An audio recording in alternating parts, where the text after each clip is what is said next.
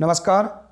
आज के इस वीडियो में हम निष्ठा ऑनलाइन प्रशिक्षण कोर्स 7 विद्यालय आधारित आकलन की महत्वपूर्ण प्रश्नोत्तरी नोट्स जो कि आगामी कॉम्पिटेंसी टेस्ट की तैयारी के लिए महत्वपूर्ण हो सकते हैं, आज हम इस वीडियो के माध्यम से जानेंगे एवं साथ ही जानेंगे कि प्रशिक्षण के दौरान हमने कितना सीखा एवं आगामी कॉम्पिटेंसी टेस्ट की तैयारी कैसे करें, आज हम इस वीडियो के माध्यम से जानेंगे। आइए साथियों, इससे पहले जो भी साथी हमारे इस चैनल पर नए हैं प्लीज़ चैनल को सब्सक्राइब कर लें, बेल आइकन को प्रेस कर लें ताकि इसी प्रकार के महत्वपूर्ण वीडियो आप तक पहुंचते रहें। आइए साथियों, निष्ठा ऑनलाइन प्रशिक्षण कोर्स 7 की महत्वपूर्ण प्रश्नोत्तरी इस वीडियो में।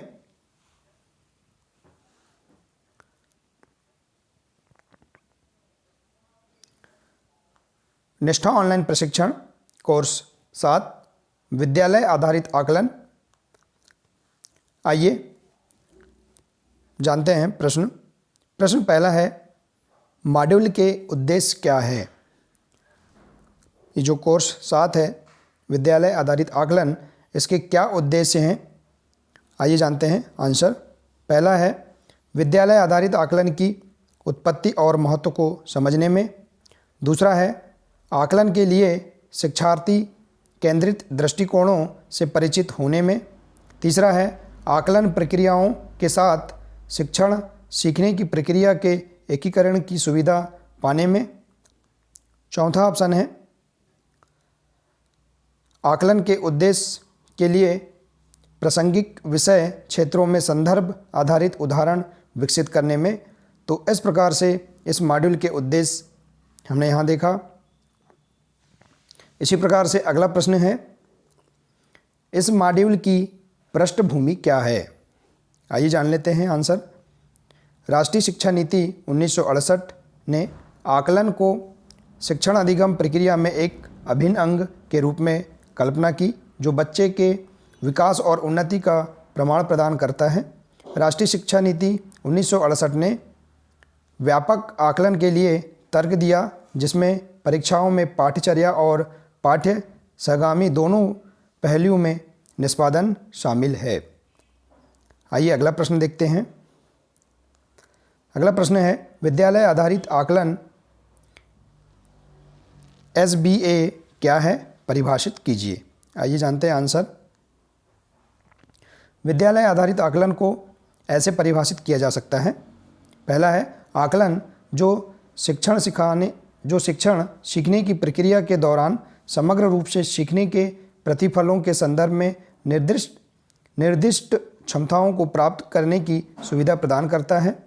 इसी प्रकार से दूसरी परिभाषा है सीखने के लिए आकलन के व्यापक शैक्षिक दर्शन के भीतर शिक्षण और सीखने की प्रक्रिया में निहित आकलन। तीसरा पॉइंट है विद्यालयों में शिक्षकों द्वारा विद्यार्थियों का आकलन। इस प्रकार से हमने विद्यालय आधारित आकलन क्या है इसके बारे में हमने परिभाषा के रूप में हमने यहाँ जाना। इसी प्रकार से अगला प्रश्न है, विद्यालय आधारित आकलन की मुख्य विशेषता क्या है। आइए आंसर जान लेते हैं। पहली विशेषता है शिक्षण अधिगम और आकलन को एकीकृत करना। दूसरा है शिक्षकों पर प्रलेखन, रिकॉर्डिंग, रिपोर्टिंग का कोई भार नहीं है। तीसरा है बाल केंद्रित और गतिविधि आधारित शिक्षा शास्त्र। चौथा है विषय वस्तु याद करने की बजाय योग्यता विकास पर ध्यान देना। और पांचवा है भय रहित, तनाव मुक्त और बढ़ी हुई भागीदारी या सहभागिता। छठवां है बच्चों में आत्मविश्वास बढ़ाना। और सातवां है शिक्षक और व्यवस्था पर विकास बढ़ाना। तो इस प्रकार से हमने विद्यालय आधारित आकलन की मुख्य विशेषताएं हमने यहाँ जाना। इसी प्रकार से अगला प्रश्न है, आकलन का मुख्य उद्देश्य क्या है। आंसर है आकलन का मुख्य उद्देश्य बच्चों की सीखने की ज़रूरतों को समझने के लिए उन्हें अपनी दक्षता बढ़ाने में सहायता देना और यदि सीखने में यदि कोई परेशानी है तो उसे दूर करने के लिए उसकी मदद करना आकलन का मुख्य उद्देश्य है। आइए अगला प्रश्न देखते हैं। विद्यालय आधारित आकलन के हेतु आकलन कार्यनीतियाँ क्या हैं। आंसर है कई गतिविधियाँ जैसे परीक्षा, रचनात्मक लेखन, जैसे निबंध, कहानी, कविता, लेखन, चित्र पढ़ना, प्रयोग, व्यक्तिगत परियोजनाएं, चित्रकारी और शिल्प कार्य आदि को व्यक्तिगत आकलन की आवश्यकता होती है।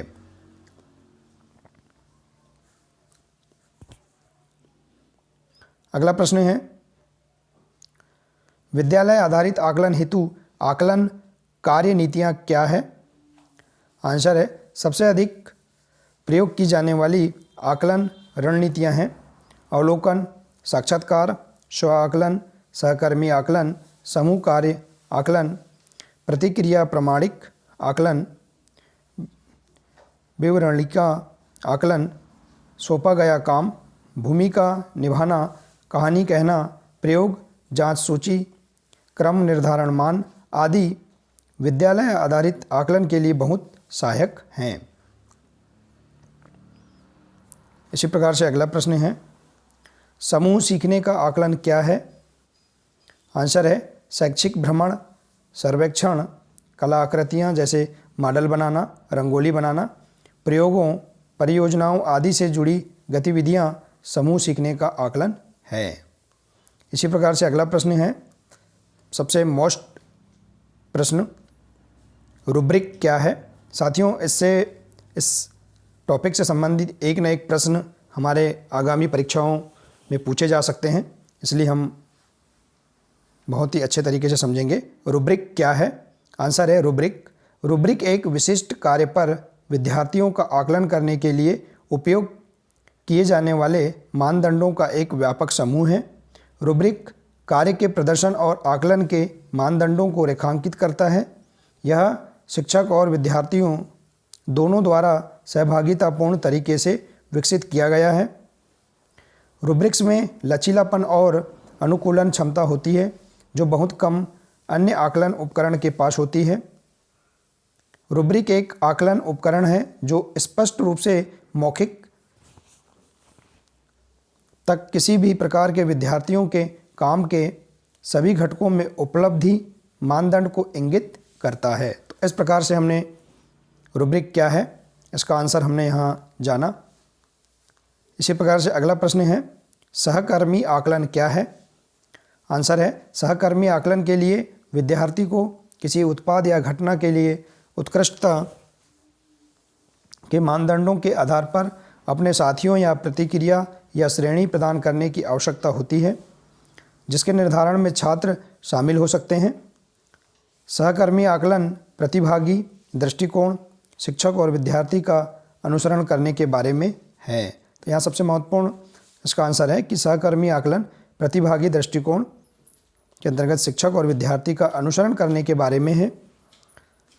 आइए इसी प्रकार से अगला प्रश्न देखते हैं। गणित में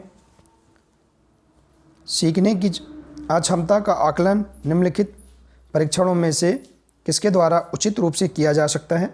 आंसर है, नैदानिक परीक्षण के द्वारा। इसी प्रकार से अगला प्रश्न है, एक शिक्षक कक्षा के कार्य को एकत्रित कर पढ़ती है, फिर छात्रों की ज़रूरतों को पूरा करने के लिए अगले पाठ की योजना बनाती है, बनाते हुए समायोजित करती है, वह कर रही है।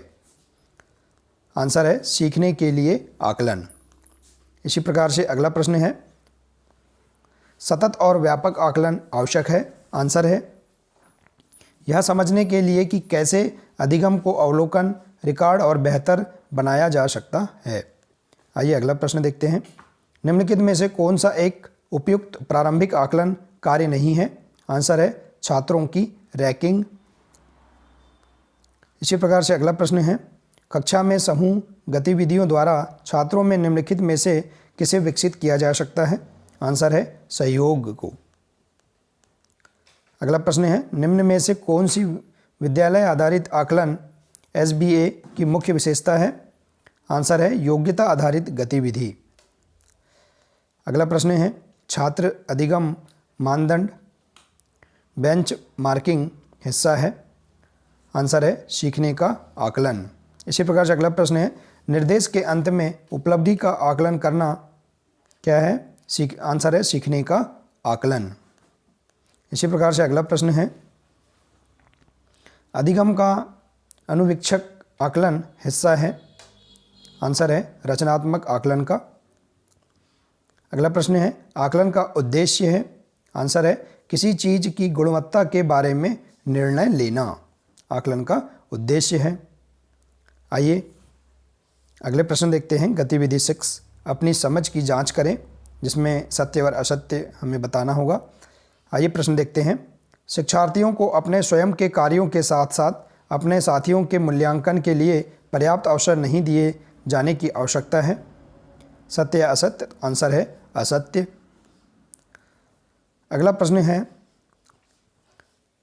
क्षेत्र का दौरा, सर्वेक्षण, कलाकारी जैसे मॉडल बनाना, रंगोली बनाना, प्रयोग परियोजनाएं आदि समूह कार्य की मांग करते हैं और प्रक्रिया कौशल के साथ साथ सामाजिक कौशल का आकलन करने के लिए उत्कृष्ट अवसरों के रूप में उपयोग किया जाता है। तो आंसर है सही। अगला प्रश्न है पोर्टफोलियो से माता पिता अपने अभिभावक की क्षमताओं और उनकी रुचियों के बारे में जान सकते हैं, जिनकी वह अनदेखा करते हैं, और प्रतिक्रिया के साथ अब ये अपने बच्चे को प्रगति के लिए समर्थन कर सकते हैं। तो आंसर है सही। अगला प्रश्न है रूब्रिक में गैर लचीलापन और अनुकूलनशीलता होती है जो बहुत कम अन्य मूल्यांकन उपकरण के पास होती है। तो आंसर है गलत। अगला प्रश्न है एक रूब्रिक कई कार्यों पर छात्रों का आकलन करने के लिए उपयोग किए जाने वाले मानदंडों का एक व्यापक समूह है। तो आंसर है गलत। तो इस प्रकार से हमने गतिविधि से संबंधित जो प्रश्न थे उनको भी हमने जाना। तो साथियों, इस प्रकार से आज हमने इस वीडियो के माध्यम से कोर्स 7 विद्यालय आधारित आकलन की महत्वपूर्ण जो प्रश्नोत्तरी हैं आज हमने इस वीडियो के माध्यम से जाना, जो कि हमारे आगामी कॉम्पिटेंसी टेस्ट की तैयारी के लिए महत्वपूर्ण हो सकते हैं। साथ ही हम इस वीडियो के माध्यम से हमने प्रशिक्षण के दौरान कितना सीखा, हमने उसकी समझ को और अधिक बेहतर बनाया। तो साथियों, इस प्रकार से आप अपनी निष्ठा ऑनलाइन प्रशिक्षण की जो नोट्स है उनको आप तैयार कर सकते हैं। तो साथियों, आपको मेरा अगर यह प्रयास अच्छा लगा हो तो प्लीज़ वीडियो को अधिक से अधिक शेयर करें, लाइक करें और अंत में मेरे चैनल को सब्सक्राइब अवश्य कर लें, ताकि इसी प्रकार के और भी अन्य वीडियो आप तक पहुंचते रहें। तो मिलते हैं साथियों अगले वीडियो में। आज के लिए सिर्फ इतना ही है। नमस्कार।